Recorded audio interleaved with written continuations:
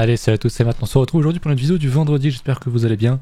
Vous le voyez à l'écran, je pense que ce qui régit actuellement l'actualité crypto, c'est notre très cher meme coin, le PEP, qui est en plus 126%, 124% vient de dump sur les dernières 24 heures. J'ai regardé en les dernières heures, la dernière heure plus 13%, ça reste assez magistral. Il vient d'être annoncé par Binance qu'il va être listé. De toute façon, dès qu'il y a un truc qui pump, ça va être listé sur les futurs, etc. Donc on a un petit peu un regain d'intérêt sur tout ce qui est memecoin. On le voit avec le flow qui est ici. On a le PEP. Je sais pas où est le Doge, je le vois pas ici. Mais à mon avis, il doit être pas trop mal. Donc généralement, quand t'as les shitcoins, pas les shitcoins, les memecoins, c'est quand même très différent, qui pump, c'est souvent assez précurseur de quelque chose d'assez bon sur le marché crypto, de manière générale. Avant de s'attarder sur le PEP, on va le regarder bien sûr après. Comme d'habitude, on va faire un point. On va commencer par un petit point sur BTC et on ira sur les alts après. BTC, on est toujours dans ce fameux range infernal que j'avais décrit comme tel lors de la dernière vidéo en H4. En gros, donc on est entre 26,6 et 31K dollars sur BTC. Il n'y aura pas un mouvement magistral, on ne va pas changer de tendance, on ne va pas casser un niveau qui sera assez important pour diriger de la suite. Donc pour l'instant, on est toujours dans ce range. On avait bien dump dans le week-end, je crois. Lundi 1er même. Donc début de semaine. Dimanche et lundi. On est venu retester des niveaux. Donc encore une fois, un grand volat, très grande volat ici. On avait parlé encore un peu de volat. Je m'attends à beaucoup plus de volat, vous le savez, justement quand on va casser les 31K ou les 26K. Vous savez que je penche toujours plus pour une cassure au nord, parce que je l'ai déjà expliqué 100 fois, mon biais est quand même plutôt haussier depuis un bon moment maintenant. Donc j'ai pas de raison de changer actuellement tant qu'on vient pas refaire un plus bas. Pour moi, il n'y a pas de raison d'être baissier. On a une grosse LP à casser sous une résistance, donc honnêtement, moi la suite, je la vois comment? Je la vois quelque chose comme ça. Maintenant, bon, je suis pas devin, vous le savez, donc on va attendre bien sagement. On est repassé au-dessus du Vegas H4, même s'il a moins d'intérêt, puisque vous savez, hein, les Vegas, c'est des outils de suivi de tendance, sauf que là, on le voit, hein, il est globalement plat, donc c'est signe qu'on est bien effectivement dans un range. Voilà pour BTC sur le H4. J'ai pas trop checké. L'hebdo est pas mal. Si on close comme ça, on ferait une belle bougie de rattrapement, donc c'est assez intéressant. On est toujours sur résistance, hein, on n'oublie pas, donc il y a eu un petit peu de rejet, c'est normal, mais je pense qu'on ira plus loin, vous le savez, ma target, c'est plutôt les 35, enfin les 36K arrondis, le fameux 38.2 de Fibo qui serait ma prochaine target, puisqu'on a déjà touché ma première qui était les 27-28K, si ma mémoire est bonne. Donc pour l'instant, il n'y a pas d'anomalie, il n'y a pas de problème là-dessus. En daily, sur le range, on a toujours un bottom qui est protégé, donc tendance de fond haussière, hein, je veux dire, quelqu'un qui est baissier en voyant ça, il y a quand même un petit problème. Et on l'a pas cassé le plus bas, donc des 26,6. Donc la tendance est haussière. Voilà, tout simplement, on attend de faire un plus haut ou de faire un plus bas pour déterminer si ce range est un range de continuation de tendance ou effectivement un range de type distribution, donc où en fait on est en train de sortir tout le monde et hop, on sort et puis on va pousser le tout à la sortie et on va liquider tout le monde en bas. Mon biais est haussier, mais après, bien sûr, il faut toujours accepter d'avoir tort. Vous le savez, ça fait partie du trading et de l'investissement. Après, c'est du range H4 daily, donc il n'y a pas à nous emmener dans un bear market de 58 ans. Hein, qu'on soit bien d'accord. On va rester sur BTC pour voir un petit peu tout ce qui va être order flow. On n'a pas trop de changements sur l'open interest. J'ai juste vérifié que je suis bien en dollars, yes. Donc normalement, c'est tout bon. On range globalement depuis qu'on a liquidé beaucoup de monde là, le 26 avril là, sur le grand mouvement de merde là. On ne s'est pas passé grand chose. On a quand même pas mal réaccumulé, etc. On n'est pas revenu sur les plus hauts. Donc il y a quand même des positions qui sont vertes, hein, depuis la liquidation ici. Tout ça, il y a beaucoup de positions qui s'ouvrent dans ce range interne. Donc entre ce niveau-là et ce niveau-là. Voilà, quand on va casser ce niveau-là, je pense que ce sera précurseur du plus gros niveau au-dessus, du plus gros range. Il y avait un petit peu de funding négatif, on l'a dit, ça a un peu aidé mon biais bull, puisque si les gens sont prêts à short massivement ça, c'est que c'est quand même assez bon signe, hein. Ça veut dire qu'il y a pas mal de liquidité à aller choper au nord, donc c'est très bien. Le CVD fut, j'ai pas fait gaffe au niveau du CVD, mais je crois qu'il n'y a pas d'aberration, je le vois sur le H4, il n'y a pas d'aberration. On va voir plutôt sur du 15 minutes. Mais je pense qu'il n'y a rien de très alarmant. On a fait un petit plot, il y a peut-être un regain de trop d'achats actuellement. Oula, j'ai pas fait gaffe. Mais pareil, on a liquidé beaucoup de monde sur le mouvement, sur la news du chômage. D'ailleurs, chômage qui est plutôt bon, je crois, aux États-Unis, qui est un point en dessous des prévisions, donc très bon. Et derrière, on renchaîne sur beaucoup de positions. Donc ça sent pas mal la liquidation. Je serais pas étonné de nous voir faire un petit truc comme ça, liquider un petit peu de monde. pour repartir derrière, pourquoi pas. Par exemple, je vais me remettre sur le H4, donc ça c'était pour notre ami BTC. Moi j'ai rien d'autre à vous montrer, si ce n'est bien sûr, vous le voyez ici, on est sur le 61 de grid. On était à 63, 64 mercredi je crois. Rien de très alarmant, on est toujours autour des 60, on est toujours dans la limite du neutre en fait, parce que le neutre c'est jusqu'à 60.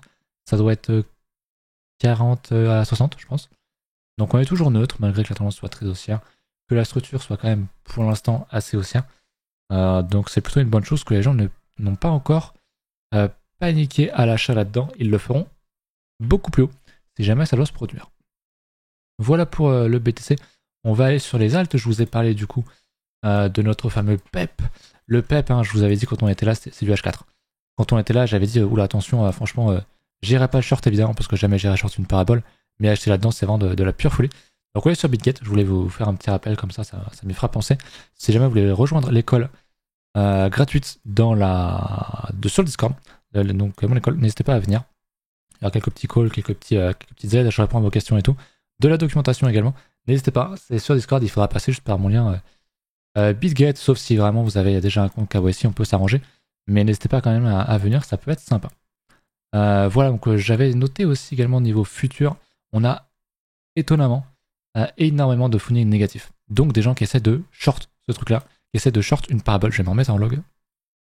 Hop, en log. Je vais pas mettre en log, voilà. N'allez pas short un truc comme ça. Franchement, n'allez pas short un truc comme ça. Je pense qu'il y a sans doute des très bons trades à prendre sur du 5-15 minutes, des très bons setups. Mais au-delà de ça, je veux dire, comment tu peux short ça? Il y a beaucoup de positions. Je vais m'en remettre sur de l'horaire. Regardez les positions qui s'ouvrent. Hop, on était il y a encore pas si longtemps au début, hein, donc ça date fin avril. On était à 500 000 positions. Alors c'est déjà en dollars ou pas? Ouais. Il y avait 500 000 dollars de positions. On est actuellement à 63 millions. Le nombre de gens qui est en position là-dedans, le nombre de gens à liquider est phénoménal. Donc faites vraiment attention si vous touchez à ça. C'est très bien, c'est très volatile. Si vous avez des setups, prenez-les. Sur du 5 minutes, du 15 minutes, je sais pas quelle UT vous tradez. Mais au-delà de ça, allez pas vous dire ouais, c'est une bonne opportunité, je suis en train de rater un truc là. Non, regardez la gueule du truc. C'est une putain de parabole. Il y a des gens qui vont se faire forcément liquider de partout. Donc faites très attention. Ce genre de truc va connaître à un moment donné un moins 80% assez facilement. Voilà. Mais c'est quand même bien de voir un truc comme ça monter. D'autant plus que le flow qui monte aussi. D'ailleurs, je ne l'ai pas regardé. Le flow qui. On va le regarder ici. Dans les cryptos, pardon. On va regarder. Il est pas ailleurs, il est pas. Sur OKEx, ok, pourquoi pas. Je vais vous mettre sur le truc TradingView aussi. J'ai encore oublié. Un petit peu plus zoomé, ce serait un peu moins. Plus sympa. Ok, il n'y a pas assez de disto là où je voulais. Peut-être. Pas eu en UST. Peut-être sur KuCoin. Ok, il n'y a rien du tout. En fait, je pense que c'est un truc très récent, donc je le regardais en hebdo, mais je pense qu'il n'y a pas. Il y a guère plus d'historique à mon avis. Floki, alors c'est pas le Floki Gold, Floki Inu, c'est ça. Et je me mets en hebdo. Non, il y a quand même de l'historique. Donc on est en train de casser quelque chose qui est quand même assez gros. Et j'ai vérifié que ce soit quand même bien ça. Au niveau du prix, ça a l'air d'être ça. C'est quand même assez bullish hein, quand tu vois ça. J'en ai déjà parlé, je pense. De ce gros double bottom. Hop, gros double bottom avec un plus petit à l'intérieur. Setup parfait, on casse. Magnifique. Très bien. Et derrière, on est en train de consolider. On va checker ça en daily. Mais en daily, bah, c'est pareil, on l'a posé un plus bas. On a fait une belle mèche. Et puis on recasse des gros niveaux. On recasse ça. Donc c'est très bien. C'est très bien. Est-ce qu'on ira plus haut, je sais pas. Mais en tout cas, il a l'air de consolider pour l'instant à la hausse. Donc c'est plutôt une très bonne chose. Donc il ira sans doute un peu plus haut. Assez bullish là-dessus, mais c'est pareil. Prendre des trades là-dessus, oui. Prendre de l'investissement long terme là-dessus, alors que tu avais une structure de bottom où tu aurais pu acheter la cassure ici. T'es déjà en plus 333%. C'est un peu tard. Donc attention à ne pas FOMO. Bien sûr, en linéaire, il y a encore un gros potentiel. Mais moi, je préférais me tourner plutôt vers le Doge. Je ne sais pas encore ce qu'il a fait, notre cher ami Doge. Mais je vous avais parlé de sa structure qui était quand même assez intéressante. Puisque potentiel, gros double bottom, comme ceci, avec dans la deuxième manche, ici, dans la deuxième jambe, on a un double bottom qui est en préparation. On a une cassure qui arrive. Donc pour moi, le Doge, si on casse les 0,0, on va dire 0,1, ce sera le plus simple, mais un petit peu en dessous. Il y a sans doute un très bon coup à jouer sur le Doge. Et quand on voit le PEP, le Floki, etc. péter, dans le Doge, bah tu regardes forcément le Doge. Donc pour moi, il y aura un très très gros truc à faire sur le Doge, sur notre ami Dogecoin, donc il faudra faire très attention là-dessus. Je pense qu'il y aura un bon coup à jouer dans les prochains jours ou semaines. Sauf si Bitcoin décide de nous casser les couilles, mais ça devrait aller. J'espère. Voilà pour ça. Je voulais vous montrer aussi que globalement sur les alts, ça bouge un petit peu. On a un petit peu de vert, vous le voyez sur la droite. On a un truc qui a quand même bien pété. C'est une des alts que je vous avais présenté. C'est le Huma. Si je me remets en linéaire, on voit qu'on avait une belle structure ici, j'en avais parlé. Des beaux retests, tout ça, c'était des bons niveaux à acheter. Et là, je vais me remettre en plus gros, tac. On est sur un bon niveau. Une bonne résistance qui a pas encore cassé, qui est en train de casser.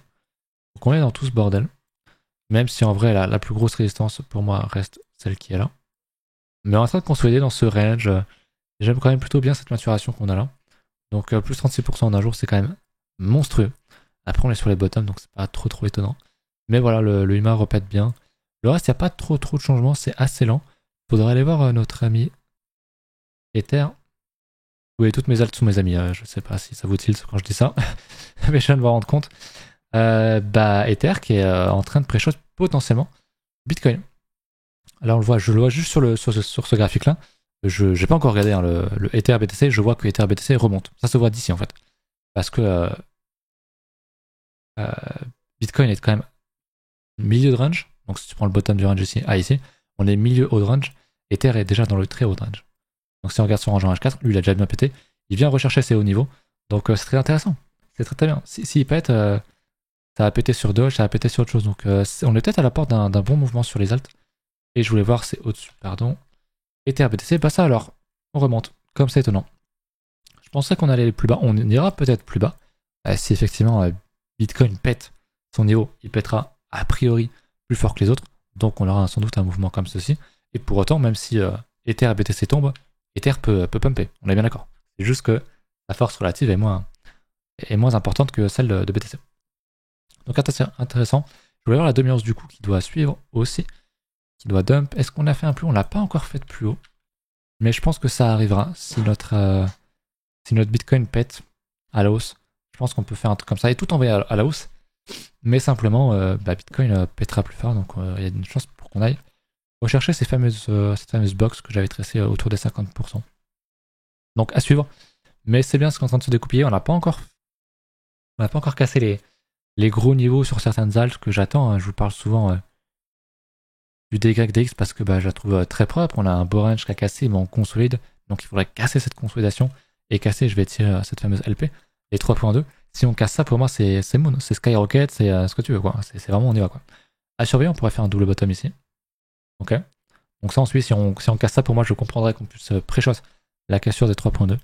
Donc voilà, c'est encore une fois une affaire sûre. On mature, on prend beaucoup de temps.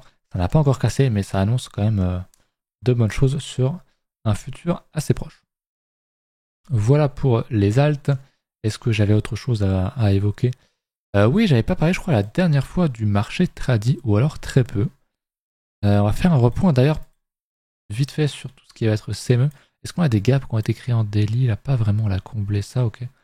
Donc en hebdo, je vous rappelle, ça coïncide étonnamment bien avec ma target des 35-36K. On a un niveau à 35K sur les CME, un gros trou à aller chercher.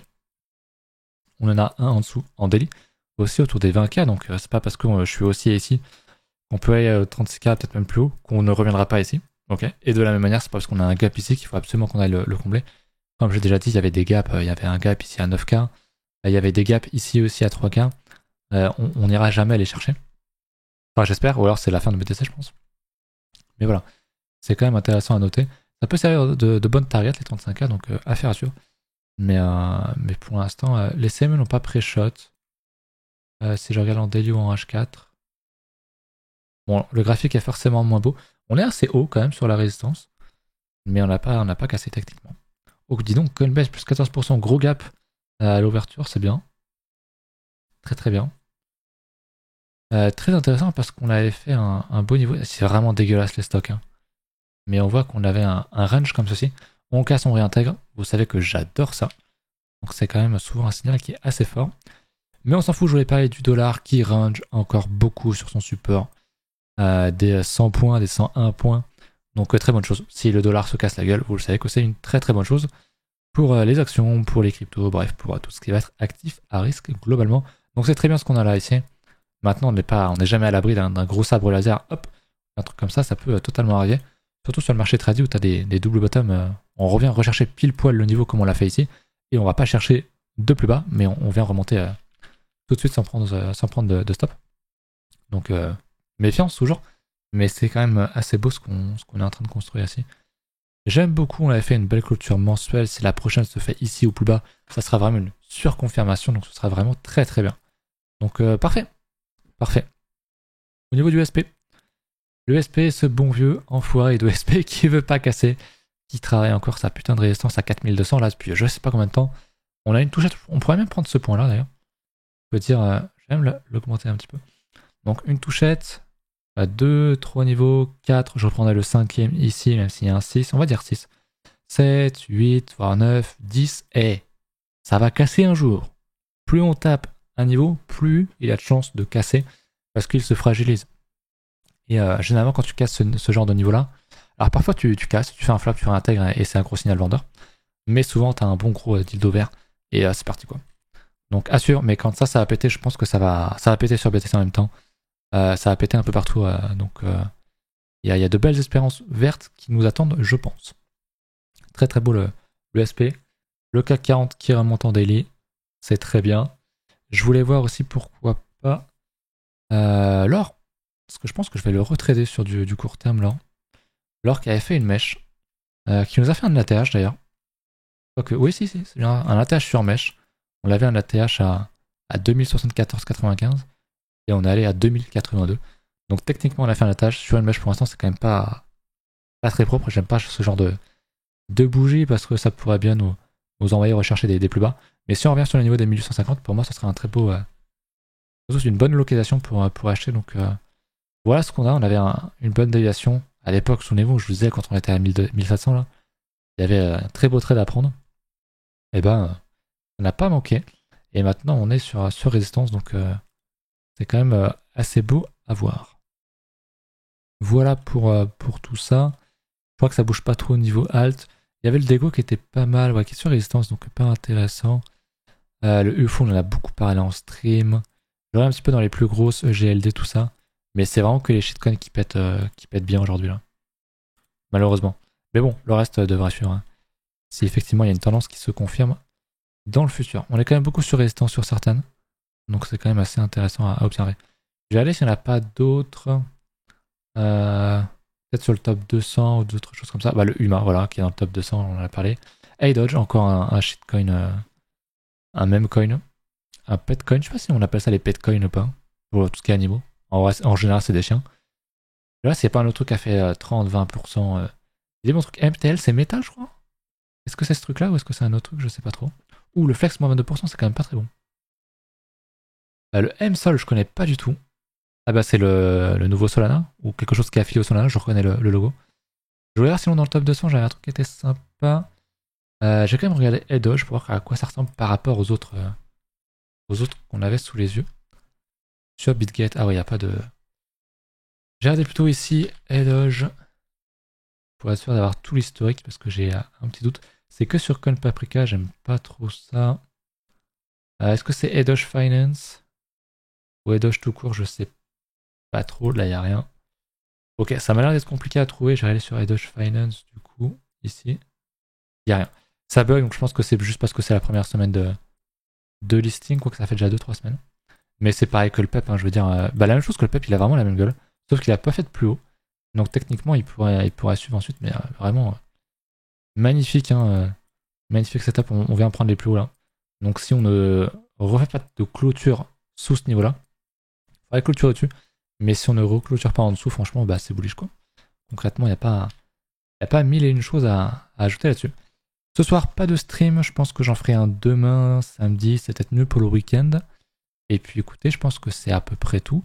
N'hésitez pas encore une fois à venir sur le Discord si vous voulez rejoindre l'école ou pas. Je parle aussi dans le chat public, il n'y a aucun souci là-dessus.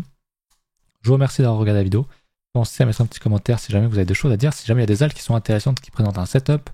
N'hésitez pas à me le dire, je vous partagerai ça à toute la commune avec grand plaisir. Donc voilà, je vous dis à dimanche sur YouTube et demain pour stream. Salut. Salut.